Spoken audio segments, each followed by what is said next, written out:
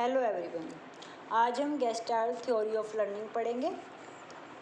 तो चलिए स्टार्ट करते हैं। स्टार्ट करने से पहले अगर आपको मेरी वीडियो अच्छी लगे तो प्लीज़ लाइक कर दिया करो और सब्सक्राइब किया करो। The Gestalt theory were the first group of psychologists to systematically study perceptual organization around the 1920th century in Germany. This theory was developed by research work of इन तीन लोगों ने ये थ्योरी डेवलप की थी।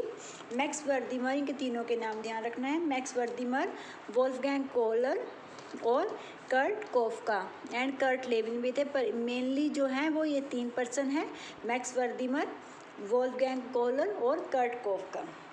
इन्होंने अपने अपने जो विचार प्रस्तुत किए थे और जो इनके मेन आप फाउंडर माने जाएंगे वो मैक्स वर्दीमर हैं। जो गेस्टाल्ट थ्योरी ऑफ लर्निंग के फाउंडर जो माने जाते हैं वो मैक्स वर्दीमर माने जाते हैं। इन्होंने इनके साथ फिर मिलकर ये जो थ्योरी है डेवलप की थी। इस संप्रदाय ने व्यवहार में संपूर्णता पर बल देते हुए बताया कि यद्यपि सभी अंश मिलकर संपूर्णता का निर्माण करते हैं, परंतु संपूर्णता की विशेषताएं अंश की विशेषताओं से भिन्न होती है। ये इनका मेन पॉइंट है इनकी थ्योरी का। ये मानते थे कि जो संपूर्णता की अंश मानते थे पार्ट इम्पोर्टेंट है, पर पार्ट से पहले हम संपूर्णता। अगर हम किसी वही है कोई हम चाहे हम किसी एप्पल को ले लें, बच्चे को जो हम बताते हैं पहले हम उसको संपूर्णता सिखाते हैं, उसको पूरा फ्रूट दिखाएंगे, या कोई फूल दिखाते हैं तो हम उसको पहले उसको पूरा फूल दिखाएंगे, उसके बाद हम उसको उसके पार्ट के बारे में हम उनके बारे में जान पाते हैं। ये इसलिए मानते थे कि जो जब तक हम संपूर्ण किसी चीज़ के बारे में जानेंगे नहीं, अब हम किसी चीज़ को जब तक उसको देखेंगे नहीं संपूर्ण, तब तक हम उसके भागों के बारे में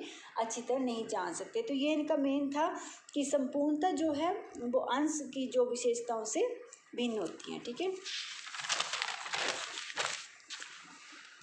इस सिद्धांत के मूल में अंतर्दृष्टि व सूझबूझ विद्वान रहती है। अंतर्दृष्टि का अर्थ है किसी समस्या को गहराई से देखना और समझना। यह अंतर्दृष्टि का सिद्धांत जो कि इनसाइट लर्निंग है कोहलर का, इसमें बताया था कि इन अंतर्दृष्टि का मतलब यही था कि किसी भी जब हम चीज़ को देखते हैं, किसी समस्या है या हमारे पास कुछ भी टॉपिक है, तो उसको किसी गहराई से देखना, उसको गहराई से समझना। इसलिए इस सिद्धांत को अंतर्दृष्टि सिद्धांत भी कहते हैं। ठीक है, गेस्टाल्ट स्कूल की स्थापना मैक्स वर्दीमर ने 1912 में किया। कोहलर और कोफका इस स्कूल के सह संस्थापक थे। गेस्टाल्ट एक जर्मन शब्द है, ठीक है, जिसका हिंदी रूपांतर है आकृति, आकार व समयकृति किया गया है। इन्होंने यह विचार experimental studies on the perception of movement शीर्षक प्रस्तुत किया। उन्होंने इस संदर्भ में अधिगम में अंतर्दृष्टि विचारों को महत्व दिया, जो कि आंतरिक विचारों में तर्क पर आधारित थे। जो इनके विचार थे, इन्होंने ये विचार experimental study on the perception of movement शीर्षक में प्रस्तुत किए थे अपने ये विचार। यही है इसमें मेन ये रखना कि हाँ, इसका जो हिंदी रूपांतरण है वो उसका मीनिंग है आकृति, किसी चीज़ का आकार। ठीक है, वर्दीमर ने यह तर्क दिया कि अंतर्दृष्टि व तार्किक चिंतन किसी घटित समस्या को त्वरित समाधान संभव है। इन्होंने सृजनात्मक नवीन विचारों अंतर्दृष्टि के माध्यम से समस्या के समाधान की प्रवृत्ति को महत्वपूर्ण माना। इन्होंने गेस्टाल्ट संप्रदाय के स्कूल की स्थापना वुंट व टीचनर के आणविक विचारधारा के विरोध में। ये भी ध्यान रखना कि जो इस विचार का या ये थ्योरी जो डेवलप हुई थी वो किसके विरोध में पैदा हुई थी, विचारधारा के। तो जो इन्होंने गेस्टाल्ट संप्रदाय ने स्कूल की स्थापना जो की वुंट व टीचनर के आणविक विचारधारा के विरोध में की थी। ठीक है, हिंदी में मैं आपको इसलिए बताती हूँ कि हिंदी में ये हमारी जैसे हमारी हिंदी लैंग्वेज है, तो हिंदी में अगर एक बार हम कोई भी थ्योरी या कुछ भी एक बार हम समझ लें तो वो हमारे माइंड में सेट हो जाती है, फिर हम उसको भूलते नहीं हैं। Max Wertheimer was born in the चेक Republic. He was one of the psychologist who founded the Gestalt theory of learning along with his collaboration. जैसे हमने पढ़ा है कि किसके साथ इन्होंने मिलकर बनाई थी, वोल्फगैंग एंड कर्ट कोफका के साथ इन 1910 में। ठीक है, according to Verdimer, the focus of Gestalt theory was on idea of grouping. Example, characteristics of stimulus cause us to structure or interpret a visual field or a problem a certain way. वर्दीवन ने जो ये ideas दिए थे, इनकी जो main था वो ideas of grouping था, इनकी जो थ्योरी का फोकस था। आगे इन्होंने कुछ फैक्टर बताए हैं ग्रुपिंग के कि ग्रुपिंग में है क्या, जिससे आप इजीली समझ जाओगे कि इन्होंने ग्रुपिंग में क्या कुछ बताया, कैसे बताया। Factor determine grouping, these factors are, सबसे पहले उन्होंने बताया प्रॉक्सिमिटी, कि निकटता या समीपता, हिंदी में इसको बोलते हैं प्रॉक्सिमिटी। इस नियम के अनुसार जो वस्तुएं आकार में समान होती हैं वे एक दूसरे के समरूप प्रकट होती हैं। ये मानते हैं इसमें, जैसे मैंने एक एग्जाम्पल के तौर पर दिया है कि इन्होंने ये कहा था कि जो वस्तुएं आकार में हमें समान लगती हैं वो हमें एक दूसरे के समरूप प्रकट, when object place together the eyes perceives them as a group. तो जब ऑब्जेक्ट क्या होते हैं, टुगेदर होते हैं, एक साथ होते हैं, तो हमें जो हमारी आंखों को महसूस होता है कि जैसे वो एक ग्रुप में है। ठीक है, तो जैसे हम देखते हैं ना कहीं, जैसे आप कोई पर्सन है, अगर ऐसे कोई आसपास या किस तरीके से खड़े हैं तो हमें ऐसा लगता है ना कि हाँ ये ग्रुप में है। कोई चीज़ हम देखते हैं, कहीं साइन देखते हैं या कुछ भी है, तो इस तरीके से आसपास या टुगेदर हैं। ठीक है, तो हमें ये लगता है कि हमारी जो आइज़ है उनको लगता है कि आइज़ को जो आइज़ हमारी जो परसीव करती है कि ये एक ग्रुप है। ठीक है, element tend to be group together according to their nearness, उनकी नियरनेस की वजह से, उनकी निकटता की वजह से, कि वो पास खड़े हैं, वो जो भी साइन है या कुछ भी है वो पास पास है, इसकी वजह से हमें लगता है कि वो ग्रुप में है। सेकेंड ने बताया था सिमिलरिटी, समरूपता, समानता। जो वस्तुएं आकार में समान होती हैं उनका पूर्णकार उसी प्रकार अंतर्दृष्टि में होता है कि जो वस्तुएं समान होती हैं। ठीक है, एक जैसी, जैसे मान लो अब ये है, when object look similar to one another the eyes perceive them a group pattern. तो जब एक जैसी हैं, सिमिलर हैं, कई बार हम क्या करते हैं, अब जैसे मैंने ये बनाया तो इसमें क्या है, सॉरी थोड़ा मेरे, ये मैंने सब आपको चार 4 साइड के इक्वल बनाए हैं, लेकिन के बीच में एक ये है राउंड है, एक यहाँ पर राउंड हो गया। पर हमें कई बार क्या होता है, जैसे हमें तो वो सेम ही लगेंगी, हमारी जो आइज़ को लगे, हम दूर से जब देखते हैं तो वो इन चीज़ों पे ध्यान कम ज़्यादा, जब उनको एक हम पैटर्न के रूप में देखते हैं, जब एक जैसी एक समान लगती हैं, पूर्णकाल में लगती हैं, तो वो हमारी जो आइज़ है वो परसीव करती है कि दैम एज ए ग्रुप और पैटर्न। थर्ड इन्होंने कहा था क्लोजर, समापन, हिंदी में बोलते हैं।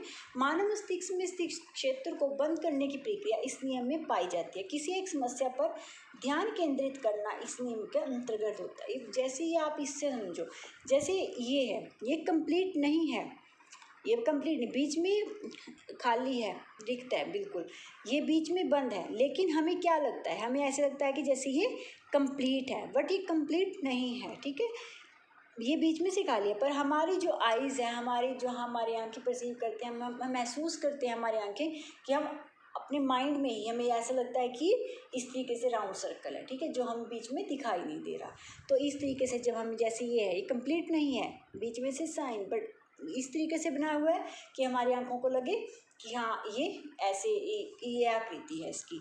When an object is an complete और नॉट कम्प्लीटली इनक्लोज, ठीक है, पास बहुत ही लगती है हमें, पर वो कंप्लीट नहीं होती। विजुअल कनेक्शन और कंटिन्यूटी बिटवीन सेट और elements of which do not actually touch each other in A complete, बल्कि वो एक दूसरे को टच नहीं कर रही हैं, पर हमारी जो आंखें हैं वो उनको लगता है कि ये बिल्कुल क्लोज है, बिल्कुल क्लोज क्या है, कंप्लीट है। हमें ऐसा लगता है कि आगे से सिर्फ हमें दिखा नहीं रहे हैं, ये कंप्लीट है, ये सर्कल हमारे वही माइंड में चलता है। तो ये बताया था मैंने क्लोजर। और आगे होता है सिंपलिसिटी या कॉन्टीन्यूटी, निरंतरता। जैसे ये है, the eyes is compare to move from one object to another. जैसे इस तरीके से कोई साइन बन रहा है तो हमें लगता है कि यहाँ से यहाँ पहुँचा, तो आगे हम अपने आप, हमारे माइंड में आता है कि आगे से आगे इस तरीके से। तो जो है ये कॉन्टीन्यूटी, ये हमारे, हमें एक चीज़ से दूसरी चीज़ में ये अपने आप, जिस तरीके से उनको साइन दिया हुआ है, ये जो हमारे अपनी सूझबूझ, इसमें यही मेन बात है कि हर चीज़ में इंसान अपनी समझ और सूझबूझ उसके साथ ही साथ चलती है, तभी इसको अंतर्दृष्टि का सिद्धांत का इंसाइट लर्निंग इसलिए कहा गया है कि अपने आप जो हमारा दिमाग है, हमारी आंखें हैं, कुछ भी है, जो हम अपने आप ही एक कॉन्सेप्ट बनाते हैं, अपने माइंड में सोचते हैं। ठीक है, सूझबूझ से और तर्क के साथ, पूरे समझ के साथ। सिमेट्री होती है, जैसे symmetry elements give the human brain the feeling is order. जैसे ये है, ठीक है। तो हमें लगता है, हम सोचते हैं कि एक ऑर्डर दिया हुआ है, चाहे कोई क्वेश्चन ऐसे रीजनिंग में होता है, रीजनिंग में काफ़ी क्वेश्चन आते हैं, जैसे उनमें ऐसे ऑर्डर में दिए हो जाते हैं, सिर्फ उसमें एक देखते हैं हम कि जो इनमें ऑर्डर अलग है, तो इस तरीके से तो हम एक सिमेट्री देखते हैं कि हाँ इनमें किस तरीके से सिमेट्री बनी हुई है, आपस में किस तरीके से ये सही है। इस तरीके से items will be organize into simple figure according to symmetry और रेगुलरिटी एंड स्मूथनेस, ठीक है। तो ये इन्होंने कुछ बताए थे ग्रुपिंग के। The more focus on वर्दीमर was concern with the problem solving, ठीक है, जो उनका मेन फोकस था वही है प्रॉब्लम सॉल्विंग पे। In 1959, Vladimir provides Gestalt interpretation of problem-solving episodes of famous scientists, example जैसे Galileo, Einstein, as well as children presented with mathematical problem, ठीक है। तो इनका यही था, इनका जो कंसर्न था या इनका मेन फोकस था वो प्रॉब्लम सॉल्विंग के ऊपर था कि समस्या का समाधान किस तरीके से करते हैं, किस तरीके से सूझबूझ और समझ से करते हैं। आगे हम देखते हैं कर्टकोफ का, जो इनमें तीन थे ना, वर्दीमर, कर्टकोफ और कोल्डर। कर्टकोफ का क्या कहते हैं, कर्टकोफ का एक प्रसिद्ध जर्मन मनोविज्ञान थे जिनका जन्म एवं शिक्षा बर्लिन में हुई। इन्होंने 20वीं शताब्दी में मैक्स वर्दीमर और कोलर के साथ मिलकर गेस्टाल्ट मनोविज्ञान सिद्धांत का प्रतिपादन किया। जैसे हमने अभी लर्न किया, गणित के बारे में थोड़ा लिख दिया है, हिंदी में है, बट आपको थोड़ा ध्यान में रहेगा कि हाँ वो कोलर और कोफका ने क्या, जो भी उनके व्यू थे, विचार थे। वर्ष 1913 में इन्होंने वेड्रेस जर साइकोलॉजी गेस्टोल शीर्षक में विभिन्न सिद्धांत प्रकाशित किए, ठीक है। 1913 में बैटरेज जर साइकोलॉजी गेस्टोल्ट में। वर्ष 1921 में कोफका ने सबसे बड़ा योगदान था उनका द ग्रोथ ऑफ माइंड था। यह पुस्तक जो थी विकसित, ये वैसे भी ध्यान रखना, जब ग्रोथ ऑफ माइंड किसकी पुस्तक है, कर्टकोफ का। यह पुस्तक मनोवैज्ञानिक क्षेत्र में इनकी सबसे बड़ी देन थी। 14 वर्ष बाद 1935 में इन्होंने प्रिंसिपल ऑफ गेस्टाल्ट, आगे फिर ये भी इनकी बुक है प्रिंसिपल ऑफ गेस्टाल्ट साइकोलॉजी, ठीक है, नामक पुस्तक लिखी। इस पुस्तक में गेस्टाल्ट समूह के लोगों व विद्यार्थियों के गेस्टाल्ट सिद्धांत को समझने में इन्होंने अपने विचार, इन पुस्तक में अपने विचार उन्होंने प्रस्तुत किए थे, जो भी गेस्टाल्ट थ्योरी को समझने में। एग्जाम्पल इन्होंने जैसे इसमें एक एग्जाम्पल के तौर पे समझाया है अपने व्यूज़ को, कि जैसे एक बच्चा है, अगर वो गर्म स्टोव की वजह से उसका हाथ जल गया, पैर जल गया, कुछ भी पास टच हो गया, तो वो उसके बाद उसकी सूझबूझ और अंतर्दृष्टि है, उसके बाद वो कभी भी उसके पास नहीं जाएगा, या फिर वो जैसे उन्होंने कहा है कि जो बच्चा गर्म स्टोव की वजह से जल जाता है वह एक क्रिया दोबारा नहीं करेगा, ठीक है, क्योंकि वो उससे सीख जाता है कि हाँ अगर मैं इसको गर्म का हाथ लगाऊंगा तो मैं जल जाऊंगा, ठीक है। तो उनका विश्वास था कि अधिकांश अधिगम दूसरों के व्यवहार के अनुकरण द्वारा होता है। यद्यपि यह सामान्य प्रवृत्ति है, कोफ का मानना था कि सर्वोच्च प्रकार का अधिगम तार्किक विचार शक्ति और चिंतन है, ठीक है। इनका मानना था कि जो है कि विचार शक्ति और तर्क से ही हर वो सोचता है, समझता है। जैसे बच्चे ने, हाँ जैसे एग्जाम्पल के तौर पे समझाया ही है कि हाँ अगर बच्चे का हाथ किसी चीज़ पर, गर्म चीज़ पर टच हो रहा है, कोई और भी आप एग्जाम्पल कुछ भी तो वो काम वो दोबारा नहीं करेगा, ठीक है। गेस्टाल्ट सिद्धांत के अनुसार व्यक्ति किसी वस्तु को आंशिक, इन्होंने ये कहा था कि जो व्यक्ति है वो किसी वस्तु को, जैसे हमने पीछे बात किया, किसी वस्तु को आंशिक रूप से नहीं बल्कि पूर्ण रूप से सीखता है। कोई भी व्यक्ति है, ये एक हमारी फिगर था, जब तक हम उसकी पूर्णता को नहीं जांचेंगे हम सेटिस्फाई नहीं होंगे। कोई भी चीज़ हो, किसी भी चीज़ के बारे में अगर हम जानना चाहते हैं तो हम उसको कम्प्लीटली जानना चाहते हैं। वह वस्तु को एक इकाई के रूप में देखता है तो उसे संपूर्ण रूप से ग्रहण करने के बाद उसके भिन्न भागों पर दृष्टि, जैसे एग्जाम्पल के तौर में दिया, किसी फूल के पूर्ण रूप से देखकर या समझकर ही उसके भावों का विश्लेषण करना उपयुक्त रहता है। कि जब तक हम उसके हम फूल को देखेंगे नहीं तो हम उसके पार्ट्स के बारे में क्या बात करेंगे। ये है, तो यही मानना था इनका कि जब एक व्यक्ति है वो संपूर्णता में विश्वास करता है, जब तक उसको संपूर्ण ज्ञान नहीं होगा तब तक वो उसके पार्ट या वो गहराई से उसके अंदर कैसे जाएगा किसी भी चीज़ के। अगर हमें किसी चीज़ की कोई स्टोरी, अगर हमें कम्प्लीटली उसके बारे में पता नहीं है तो हम उसके बारे में कैसे बताएंगे कि हाँ ये क्या है, या किसमें क्या था या कुछ था, जो भी है उसके बारे में सोचेंगे, उसका शीर्षक देंगे, तभी तो देंगे अगर हम उसके संपूर्ण ज्ञान है। अगर हम उसके बारे में हम कम्प्लीटली जानते ही नहीं हैं कि हाँ ये स्टोरी क्या थी या उस किसी के जीवन के बारे में, तो हम उसके बारे में अपना व्यू भी क्या देंगे। तो यही था इनका कि जब तक हम किसी चीज़ को पूर्ण रूप से देखकर समझकर ही उसका विश्लेषण करना उपयुक्त रहता। कोलर ने इनसाइट लर्निंग थ्योरी जो है, ये ध्यान रखना, जो इनसाइट लर्निंग थ्योरी है ये कोलर के द्वारा प्रपोज की गई थी। Wolfgang Kohler. Insight learning is the sudden understand of the relation between a problem and a solution. इन्होंने जो मेन बात की थी वो इन्होंने यही कही थी कि जो इनकी जो मेन बात यही है कि understanding of the relation between problem and solution, समस्या है और उसके समाधान के बीच में जो अंडरस्टैंडिंग है, जो समझ है, जो सूझबूझ है, वही इनकी इंसाइट लर्निंग थी। जैसे इन्होंने एक एग्जाम्पल के तौर पे आप समझोगे किस तरीके से कोई समस्या सामने और उसको इन्होंने कि जो इन्हें 2 एक्सपेरिमेंट किए थे चिंपैंजी पे, सुल्तान उसका नाम था। तो उन्होंने किस तरीके से उसने सूझबूझ से अपनी प्रॉब्लम का सोल्यूशन किया था। एक प्रयोग में कोलर ने क्या किया, सुल्तान के पिंजरे के बाहर केले रखे और उसके पिंजरे के अंदर 2 बांस की छड़ी रखी जिन्हें केले तक पहुंचाने के लिए एक साथ रखा जाना था। सुल्तान की परीक्षण और त्रुटि के माध्यम से दोनों छड़ियों को जोड़कर लंबी बनाने का विचार नहीं मिला, लेकिन जब कोलर ने छड़ी को अपनी उंगली जब सुल्तान ने क्या किया था, तो सुल्तान ने क्या किया था भी छड़ी में उंगली डाल संकेत दिया, तो सुल्तान ने पूरी स्थिति को देखी और अंतर्दृष्टि के माध्यम से कार्य किया।